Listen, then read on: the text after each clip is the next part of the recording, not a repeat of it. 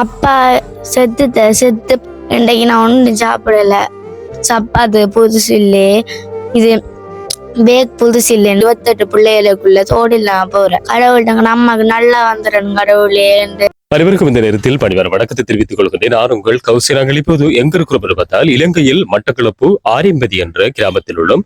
மிகவும் ஒரு கஷ்டமான நிலைமையில இந்த அக்கா வாழ்ந்து கொண்டிருக்கிறார். 2 பெண் குழந்தைகள்.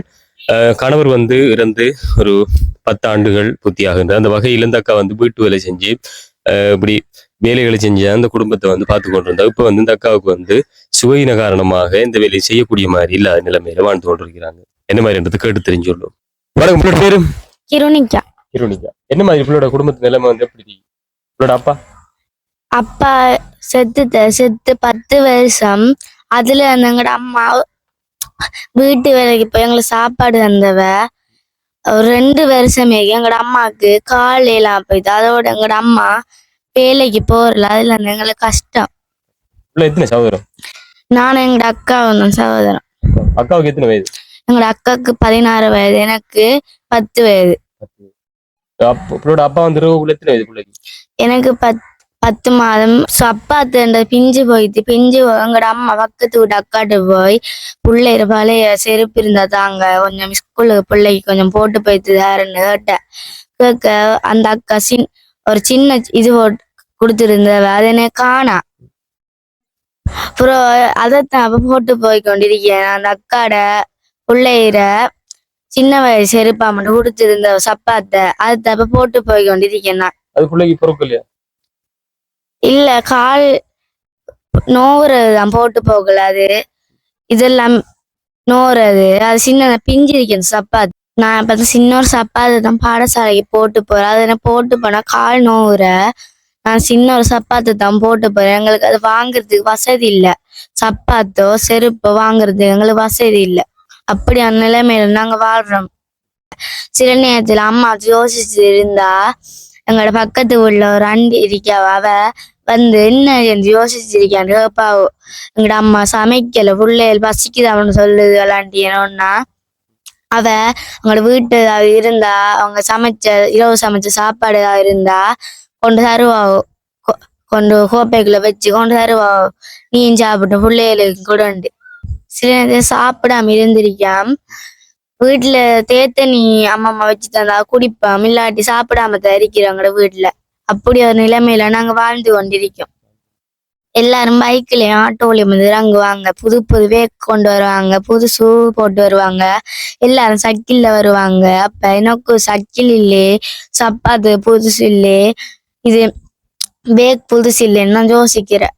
தோடு என்கிட்ட இல்ல, இப்ப போட்டிக்கிறேன் வெள்ளி தோடு தான். அது உங்களோட பெரிய மாட அக்காட்டு இருந்தா வேண்டி போட்டேன். நான் மட்டும் சில சோடு இல்லாமலும் போறேன். அந்த 28 பிள்ளைகளுக்குள்ள சோடு இல்லாம போறேன். வெக்கமா தரிக்கிற எல்லாரும் ஏன்டி நீ சோடு போட 2 வேட்டோனே அது இங்க துளைஞ்சித்துடி சொல்றேன்னா. நீங்க உழைச்சி நல்லா படிச்சு அம்மா பார்க்கணும், நல்லா வேலை எடுக்கணும் புள்ளலாம் சொல்லுவா அவங்களோட அம்மா இருந்தது. அப்பா இந்த ஸ்கூலுக்குள்ள ஏத்தி கொண்டு இருப்பாரு. நம்ம தோடு போட்டிக்கலாம், சப்பாத்து வண்டி கொண்டு செஞ்சிருப்பாரு உழைச்சி. அம்மா வேலைக்கு போயிருந்தா அம்மா எனக்கு சப்பாத்துவே தோடெல்லாம் மாண்டி கொண்டு வந்துருப்பான்னு யோசிக்கிறேன். என்ன சாப்பிட உள்ள? இன்றைக்கு நான் ஒன்றும் சாப்பிடல. இரவு பெரியம்மா அந்த சோறு கரைச்சி சாப்பிட்டோம் நாங்க. பசிக்கலையா? பசிச்சதுதான். அம்மா இப்ப சேத்தனி ஓட்டு தந்தவங்க எனக்கு. ஓ, எங்களுக்கு இப்ப பசிக்குதுதான். நாங்களுக்கு சமைக்கிறதுக்குரிய வசதி இல்ல. அதனால நாங்க பெரும் கஷ்டத்தோட பெரிக்கோம். இரவுக்கு என்ன சமைக்கிறேன்? இரவுக்கு பெரியம்மாண்ட இல்லாட்டியா எங்கட ஆள்கிட்ட கேட்டு பாக்கணும் சாப்பாடு. இதெல்லாம் பார்க்கல. அம்மால ஒண்ணும் கேட்க மாட்டாங்க. அம்மா சொல்லுவா, நீங்க படிச்சு உங்களோட அம்மா நல்லா பாக்கணும், நான் இருப்பேன் இல்லையன்றதியா நீங்க உழைச்சி பாக்கணும் சொல்லுவா. சேர்ந்துல புது உடுப்புகள் இதெல்லாம் வாங்கணும்டா என்ன செய்யுது? அம்மாட்ட பேசி அம்மா தைப்பொங்கல் வருதுமா உடுப்படுத்துட்டாங்கன்னு சொன்ன அம்மா யாரும் தந்த உடுப்பு இருந்தா போடுங்கன்னு சொல்லுவா. புதுசா வாங்கங்கிட்ட அவ்வளவு வசதி இல்ல. அந்த நேரத்துல பிள்ளைய கவலையா இருக்கல, பக்கத்து வேற பிள்ளைங்களை உடுப்பு போடுத்து நமக்கு உடுப்பு இது இல்ல. வேற எல்லா பிள்ளைகள உடுப்பு போடுத்துட்டு நம்ம மட்டும் உடுப்பு போடுத்துறதுன்னு நான் யோசிக்கிறேன். கவலையா இருக்கும். கடவுளை தங்கும் போற எங்களையும் பணக்காராக்களை வைங்கண்டு. அக்காட்ட என்ன கதைக்குது? அக்கா நீ நல்லா படிக்கணும். அப்ப அக்கா என்னட்டு சொல்லுவா, நீ நல்லா படிச்ச ஒரு உத்தியோகத்தை எடுத்து அம்மாவை நல்லா பாக்கணும் சொல்லுவா. உங்க பிள்ளைக்கு வந்து படிச்சு என்ன வேண்டாம் ஆச்சு? நான் நல்லா படிச்சேன், ஆசை டாக்டர் ஆகணும்ன்ற ஆசை. எங்கட அம்மம்மால பார்க்கணும் ஆசை. எங்களுக்கு அதுக்குரிய வசதி இல்ல. எங்களை வகுப்புக்கு போறதுக்கெல்லாம் வசதி இல்ல. சாப்பிடுறதுக்கு வசதி இல்லாம இருக்கக்குள்ள எங்களுக்கு வகுப்புக்கு போறதுக்கு வசதி இல்ல. நான் பாடசாலை இப்பக்குள்ள ஒன்றும் கொண்டு வரல. எனக்கு 5ஆம் ஆண்டு மட்டும் ஸ்கூல்ல சாப்பாடு இருந்தவங்க. இப்ப நான் ஒன்றும் கொண்டு வரல. ஸ்கூலுக்கு போனா அதன் தருவாங்க சாப்பாடு. அந்த ஃப்ரெண்ட் பிள்ளைல அதை நம்ம வேண்டி சாப்பிடுற ஸ்கூலுக்குள்ள காசு கொண்டு வரல. ஸ்கூலுக்கு போகல. அதுக்குரிய வசதி எங்கிட்ட இல்ல காசு கொண்டு வரதுக்கு. உங்க பிள்ளைக்கு வந்து என்னென்ன உதவி எல்லாம் பாக்குறாரு? சாப்பாட்டுக்கு எங்களுக்கு உதவி செஞ்சு ஸ்கூலுக்கு போய் வந்ததால எனக்கு கால் நோவுற.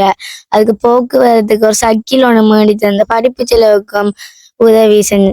இதை பாக்குற என்னோட சகோதரி என்ன பாக்குற அக்கா மாதிரி அண்ணா மாதிரி எனக்கு சாப்பாடு செலவுக்கு உதவி செஞ்சு நான் ஸ்கூலுக்கு போய் வந்தாரேன் கால் நோவுற.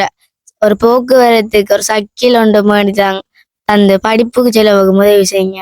இதை பாக்குற உறவுகளை என்னோட சகோதரி என்ன உங்களால் முடிஞ்ச உதவிகளை செய்தாங்கன்னு கேட்டுக்கோங்க.